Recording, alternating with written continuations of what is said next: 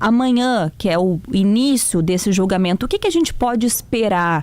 Qual é o rito? E quais são os dias mais decisivos para o nosso ouvinte ficar atento e poder acompanhar?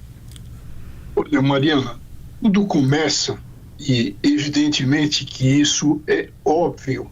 Por quê? Porque há necessidade de se historiar. Tecnicamente se diz relatar. Então, tudo começa após a abertura pelo presidente, se dá a palavra ao ministro relator, ao ministro Alexandre de Moraes. Agora, atenção, o Alexandre de Moraes fará um relato sem entrar no mérito, no merecimento da pretensão de punir, da acusação, ou no mérito das defesas técnicas, onde está lá embutido o direito subjetivo de liberdade dos réus. Então, começa com um relatório, com um relato resumido. É bom lembrar isso. É resumido, porque aquilo é uma avalanche de documentos, de petições e etc. É resumido, então, mas a gente está falando de horas e horas de leitura, correto? Sim. É um resumo para inglês ver, né? Mas, na verdade, é um resumo necessário, porque não dá para ficar relatando tudo, até porque as defesas técnicas conhecem o processo e já se manifestaram em fases anteriores. Essa fase agora, os italianos chamam de debates.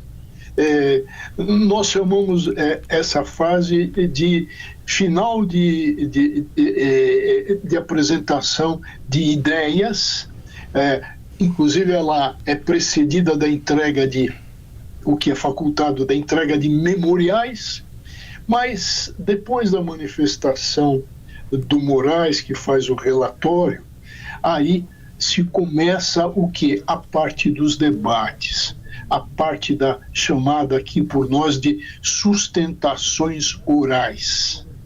É evidente, se tem uma acusação, se tem uma defesa, se tudo começou com uma denúncia acusatória, a acusação vai falar em primeiro lugar, vai se apresentar em primeiro lugar nos debates. E poderá, atenção, poderá até pedir absolvição, porque é uma procuradoria de justiça, não é no nosso sistema um órgão meramente acusatório, inquisitorial.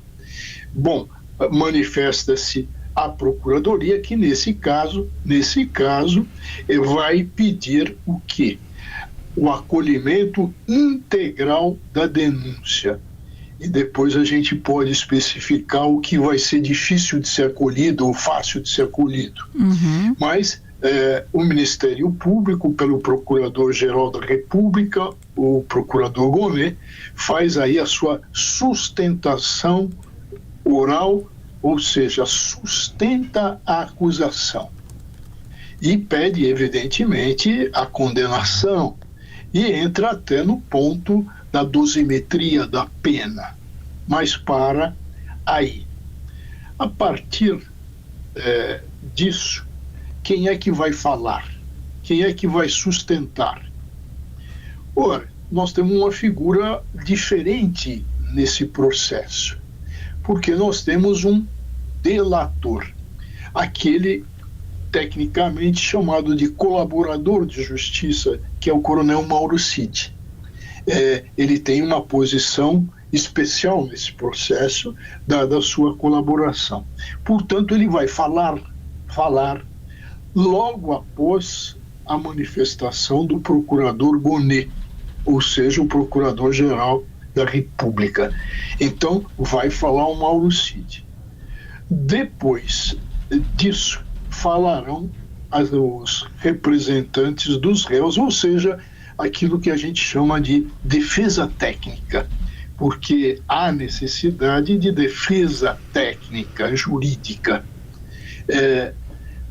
Colocado isso e terminado isso, e aí nós vamos ter podem ser arguídas questões preliminares, aí antes de cada voto se analisam as preliminares, cada voto dos ministros. Bom, terminados os debates, começa especificamente o julgamento. E a lembrar, isso é importantíssimo, eu friso sempre, Mariana, e deixo isso bem ressaltado, Gabriel. Ou seja, qual é o objetivo da justiça? Em todo o país civilizado, não só no Brasil, é não deixar impunes os crimes e não punir os inocentes. É isso que se trabalha, esse é o ideal, é o que se vai buscar. Professor, o senhor falou sobre a manifestação da PGR, né? Na sua avaliação, a denúncia da PGR é sólida do ponto de vista jurídico na sua integralidade, ou a gente corre o risco de se deparar com algumas nulidades processuais que depois a defesa possa explorar, como parece ser a sina do Brasil, né? Em todo e qualquer julgamento que envolva grandes figuras políticas? Olha, Wagner, nós tivemos um processo difícil, um processo com várias irregularidades, nós não podemos passar o pano nisso. O que existia, Gabriel, Wagner, é o seguinte, desculpe, mas eu vou ter que dar um passo atrás. O que existia, e todo mundo viu, bastava ter olhos para ver e vontade de enxergar, todo mundo viu que o procurador da República da época, o Augusto Aras, era filobolsonarista. Ou seja, tinha uma postura pró-Bolsonaro. Até a ida dele para lá, eu só vou passar isso rapidamente, já foi uma excrescência. Porque não se teve lista tríplice, ele era um sujeito com 2 chapéus, ele era do tempo que se podia advogar e ser procurador. Não se pode mais pela Constituição de 88, mas ele era anterior. Bom, um sujeito comprometido com Bolsonaro e com o bolsonarismo. Ora, quem é que fiscaliza em nome da sociedade e garante em nome da sociedade a proteção à Constituição? É o Procurador da República, o chefe do Ministério Público Federal. Nós não tínhamos isso. Houve um vácuo a respeito disso. E quem ocupou esse vazio por uma portaria do Toffoli foi o Alexandre de Moraes. Nunca se teve a figura do juiz instrutor.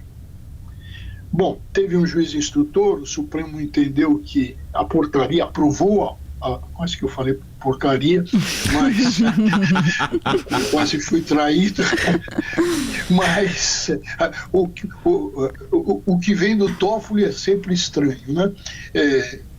Então, o que aconteceu? Mas o Supremo acabou referendando essa portaria, e essa portaria entrou em vigor e o Alexandre, vou usar uma imagem, se me permitirem, botou uma estrela de xerife.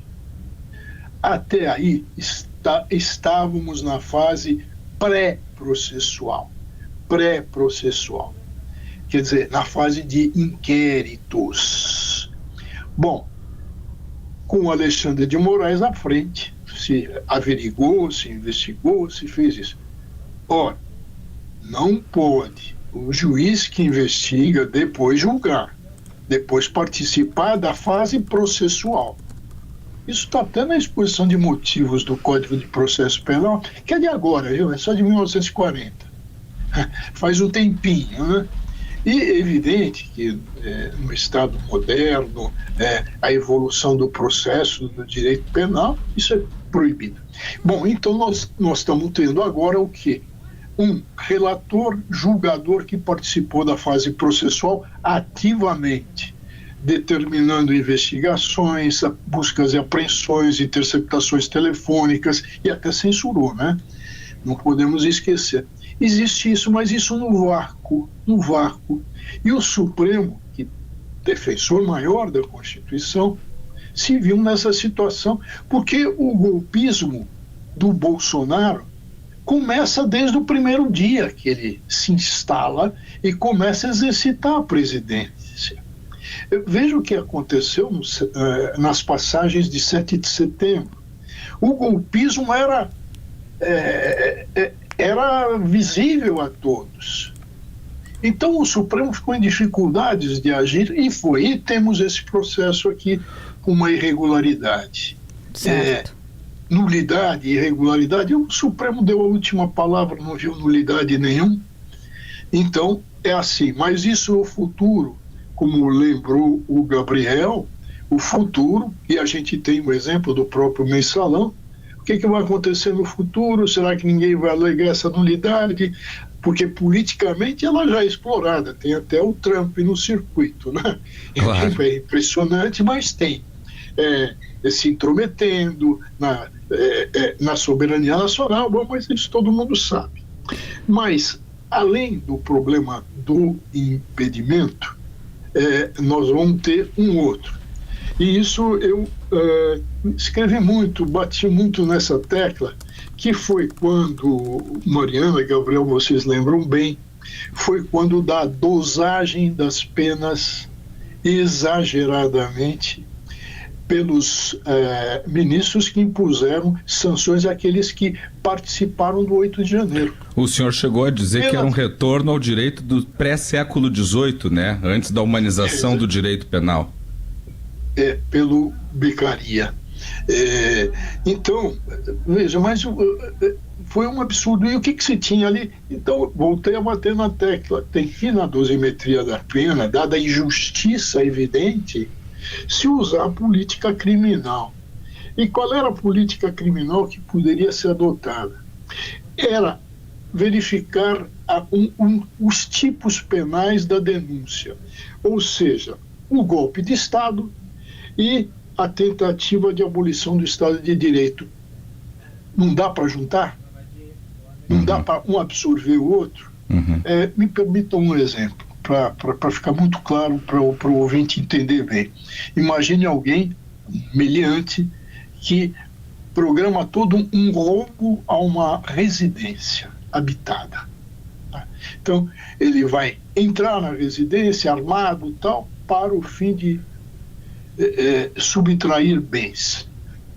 Ora, se a gente olhar, um estudante de direito olhar assim, aquele que ainda nem prestou o exame da OAB, ele vai ver ali 2 crimes evidentes: invasão de domicílio e roubo qualificado pelo emprego de arma.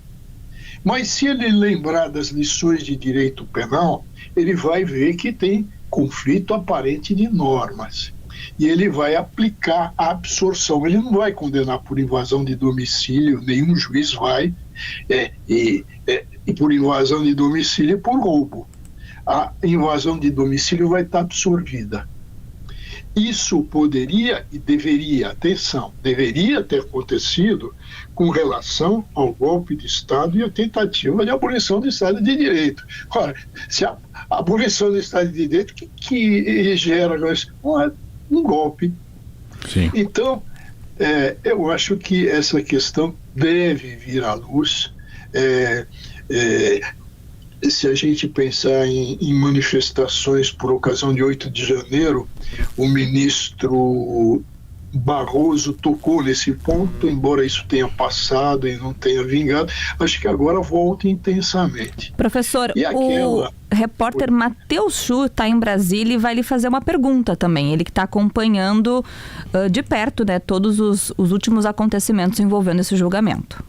E vou seguir, Mari, nesse tema, doutor Maiorovic, para saber a sua opinião, além da questão da dosimetria das penas, sobre as quais o senhor falava agora, que é um dos pontos de atenção, né, nos votos dos ministros, especialmente do ministro Luiz Fux, que ao longo da instrução processual, na análise de outros casos, divergiu pontualmente de Alexandre de Moraes sobre, por exemplo, as medidas cautelares, né, de Bolsonaro. Além da questão da dosimetria das penas, o senhor acredita que a validade da delação premiada de Mauro Cid, ou se não a validade, pelo menos o peso que ela vai ter na decisão dos ministros, é, digamos, o segundo ponto mais importante de atenção no julgamento de amanhã, de possível divergência? Matheus, isso é importantíssimo o que você levanta. Porque, vamos abrir um parênteses, com relação à individualização de penas, o Fux apresentou voto divergente. Ora, mas no mérito ele acompanhou. Isso gerou uma certa confusão na imprensa, nos principais informativos, que diziam o quê? Se começou a proclamar que o Fux irá absolver o Bolsonaro. Ele não deu nenhum indicativo a respeito e se apoiou muito, Matheus, naquela parte que ele divergiu, e divergiu bem, corretamente, justamente, com relação à dosimetria das penas. Acho que ele até dosou ainda com exagero. Mas não existe nenhum indicativo que o Fux vai absolver. Até porque, atenção, até porque a prova é exuberante. Vou repetir, é exuberante quanto à responsabilidade criminal do Jair Bolsonaro e dos outros desse primeiro chamado núcleo crucial. Não tem como sair dali. Então, o Fux, que é um juiz de carreira, é técnico, é um processualista, eu duvido, mas a gente sempre acaba queimando a língua, né? Mas eu duvido que o juiz que for um juiz de carreira, acostumado aos processos, vá absolver. Agora, com relação a tudo isso, e aí o Fux pode também entender por essa delação ser imprestável, mas imprestável não é, Matheus. Por quê? Rudolf von Jhering foi o que criou o direito premial no século XIX. E o que ele disse? Ele disse que o Estado, e a gente pode ver isso com relação à criminalidade organizada, ia ficar para trás. Que a criminalidade, e aí nós estamos falando Bolsonaro e esse grupo, núcleo crucial, eles estão acusados de associação delinquencial também. Que a criminalidade evoluiria e seria mais rápida do que, com instrumentos mais rápidos do que o do Estado. E, portanto, se chegaria um dia ao direito premial. Premiar no interesse da sociedade. O Jhering fala no interesse da sociedade se dá prêmio. Bom, essa delação do Mauro Cid, ele teve que ser chamado, foi advertido, voltou a apresentar aí seus relatos, mas a pergunta-chave que você faz, Matheus, evidentemente a chave de leitura, o que está na tua pergunta, evidentemente, é o seguinte: essa delação premiada é a principal prova? Resposta: não é. Qual é a principal prova? A principal prova foram os testemunhos sob o crivo do contraditório dos comandantes, então comandantes, do Exército e da Aeronáutica. Ora, esses relatos dos dois, e o juiz tem livre convencimento da prova, esses relatos dos dois seriam suficientes para condenar? Sim, seriam suficientes. Mas tem mais. Tem muito mais. E para não ficar aqui me estendendo no muito mais, aí entra a delação que confirma as coisas. E o Supremo, você sabe bem, Matheus, mas algum ouvinte leigo da área e de outras áreas não sabe, é que a delação confirmada, segundo o Supremo, por outras provas tem validade. Então, naquilo que foi confirmado, a delação tem validade, sim. É a prova principal? Não é a prova principal. Não se tem só delação nesse processo, se tem outras provas. E, aliás, uma quantidade enorme de indicativos. por exemplo, as minutas de golpe, por exemplo, os discursos do Bolsonaro, por exemplo, aquele golpismo explícito quando ele convoca os embaixadores para que dêem um recado para os seus países e minimize o golpe, porque os países, olha aqui, foi eleição fraudada, todo esse movimento que ele fez de urnas fraudadas e sem nenhuma prova a revelar isso.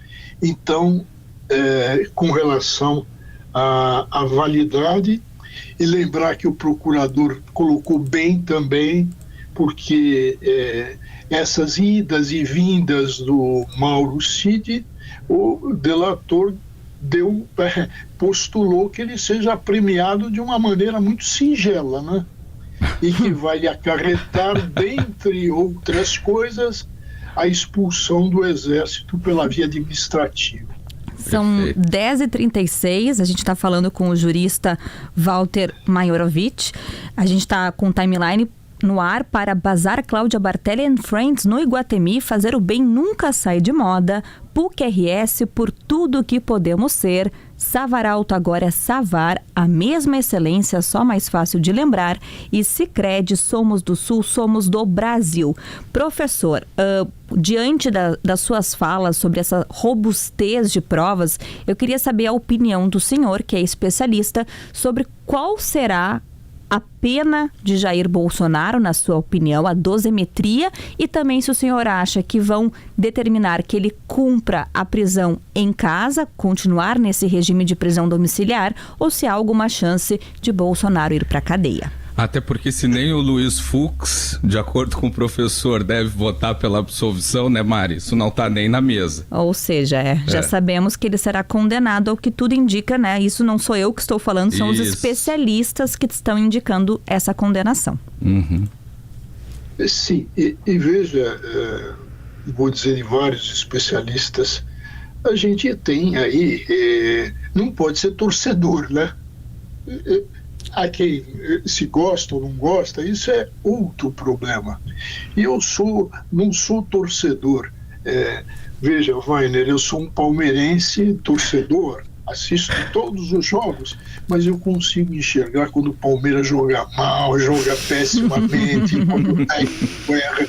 A mesma coisa a gente tem que fazer no nosso mundo jurídico. Não pode se apaixonar, não existe. E ainda eu trago a carreira de magistrado, de anos e anos de magistrado. Então, não dá, sem paixões, que tem como se diz no popular, uma montanha de provas contra o Bolsonaro, me parece muito evidente. Tanto é que ele vem se apegando, Mariana e Matheus, que está em Brasília, ele vem se apegando muito numa tese que não teve consumação. Tudo passou, ficou na fase de atos preparatórios, então, isso no direito penal não tem nenhum peso. Então, os atos preparatórios, o que tem peso é o início da execução. E o início da execução se deu quando ele chama os comandantes das forças e fala a eles do plano. Então aí nós temos o início da execução, mas se vai bater muito nisso, isso vai ser também uma tese muito forte, que o Matheus vai cansar de ouvir, né? Porque já estamos cansados dessas teses também, que já não são novidade, né? Professor, os governadores... Deixa eu só... Claro. Deixa eu só, para não ficar sem resposta... A sua expectativa em relação à sentença, né? Isso. As penas, né? Mariana, a minha esfera de cristal, ela não funciona bem com relação a isso, e ela, no total das penas, ela só diz que vai ser superior a 35 anos. As penas. As penas serão, então, superiores aos 35. Mas aqui, a gente sabe que antes só se cumpria 30 anos. Depois que que o Moraes apareceu em cena, houve uma emenda constitucional e se passou para 35 anos. O espírito Moraes baixou em emenda constitucional e foi para 35. Mas desses 35 tem as progressões e a questão que a Mariana coloca e que nos preocupa, porque vamos deixar claro, Wagner, Matheus, avacalharam com a prisão domiciliar, né? Avacalharam. Maluf, aquele juiz que tinha o apelido de Lalau, já falecido, e agora Collor de Mello, isso aí então, mas a prisão domiciliar é possível nesse caso, o regime inicial é fechado. Será possível? Sim, mas aí é o ponto.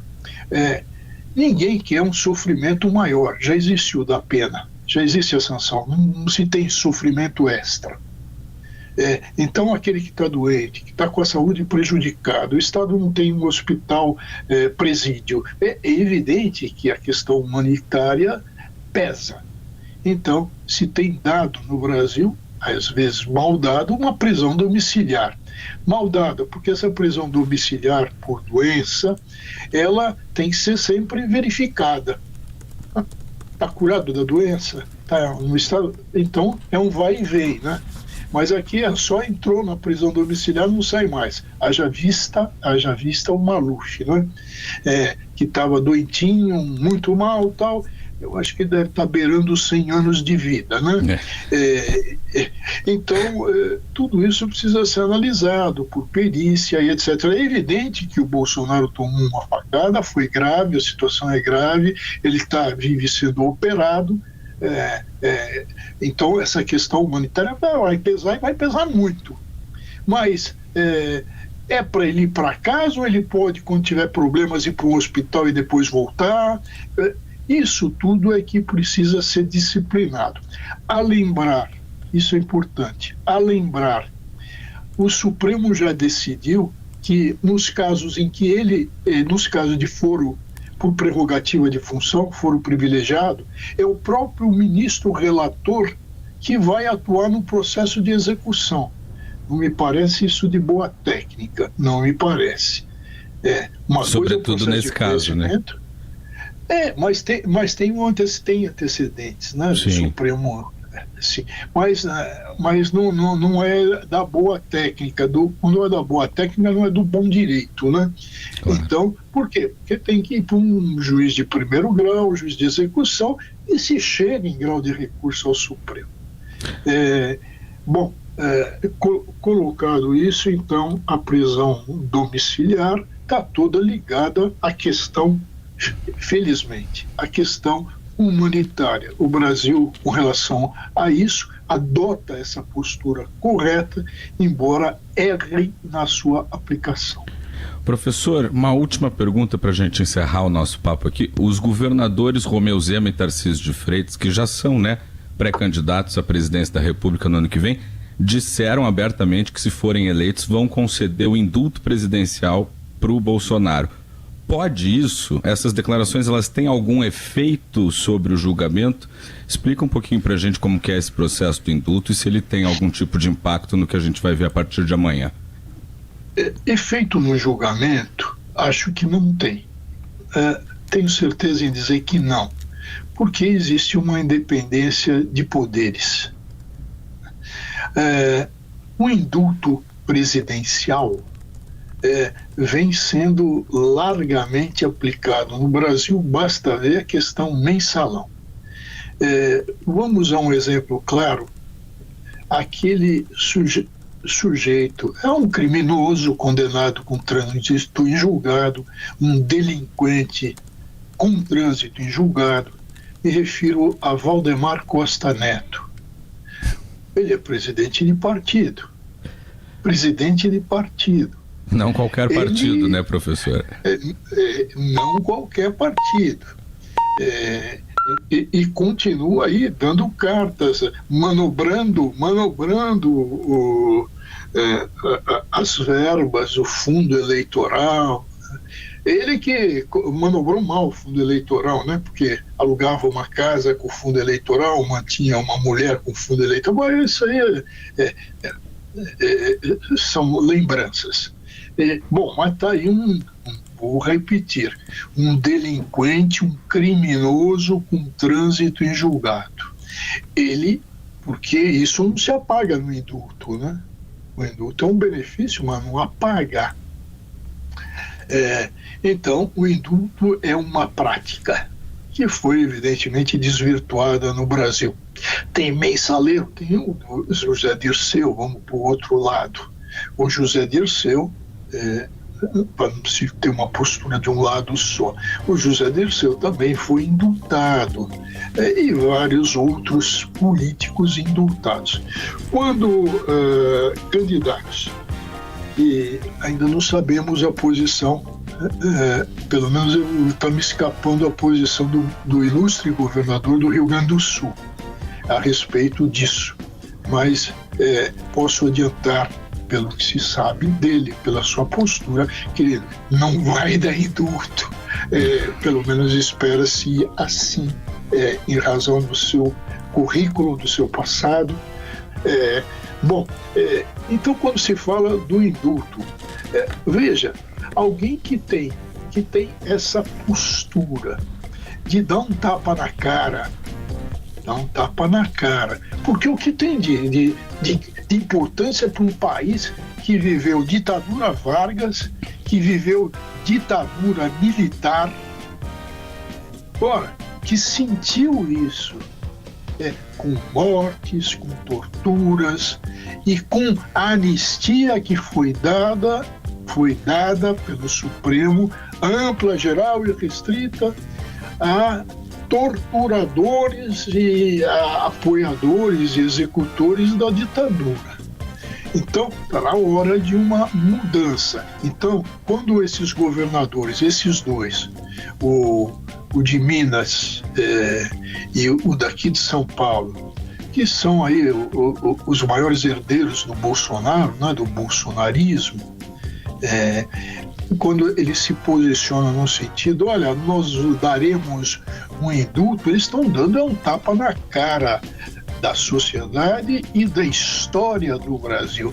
Mostra uma insensibilidade, um apoio a um regime de exceção, a um regime ditatorial, um regime que aniquila com as liberdades individuais e as liberdades públicas. Ou seja, eles apoiam a tirania. O indulto, no caso, é apoio à tirania. Professor, é assim que obrigada, professor e jurista Walter Maiorovic. Obrigada por participar aqui do Timeline e esclarecer um pouco do rito e trazer a sua opinião de especialista sobre esse tema que divide o Brasil, não há sombra de dúvidas. Obrigada.